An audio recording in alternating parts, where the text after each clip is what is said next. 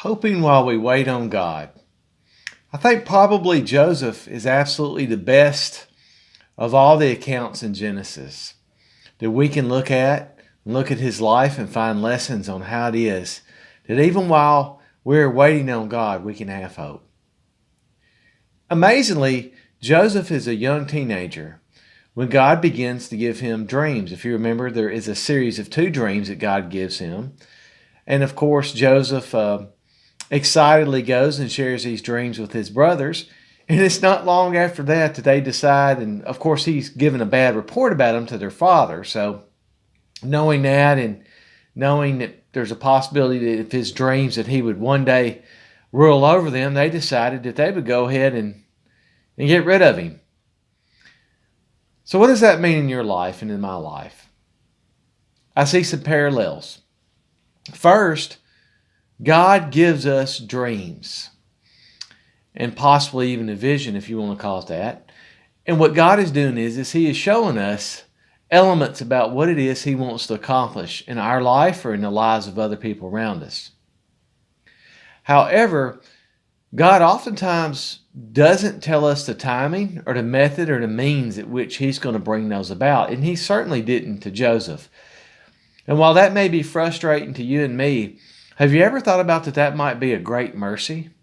That God doesn't tell us all the things that we're going to have to suffer in order for Him to bring that vision to fruition. Because I honestly think if we knew beforehand all the things that we're going to have to suffer in following that vision, then we might lack the courage and never pursue it. Second thing that I want to say is that aside from those dreams and the brief mention in Genesis where it says, and God blessed and was with Joseph and all that he did, and because of that he was shown favor when he was working for Potiphar, and later when he was in jail, in prison, and even when God graciously enables him to interpret Pharaoh's dream. What's really interesting is that when Joseph came to Pharaoh, that he already knew what God had said. He was able to tell Pharaoh what the dream was and what it meant.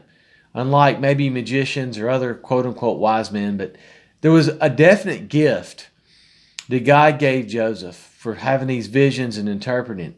And that is why that Pharaoh trusted him. You see, that was a unique gift from God.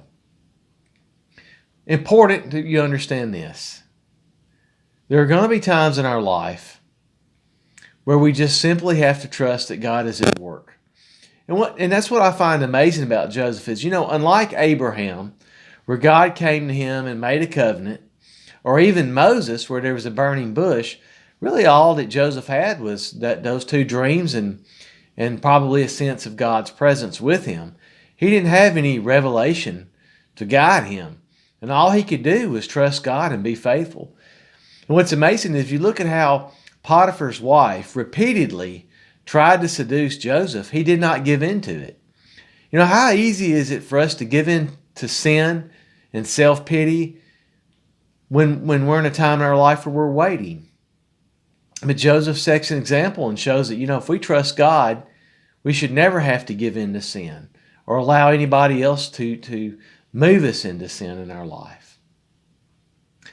My number one purpose in making these videos and writing blogs is to encourage you as a fellow brother or sister in Christ. And that's part of a dream that God gave me.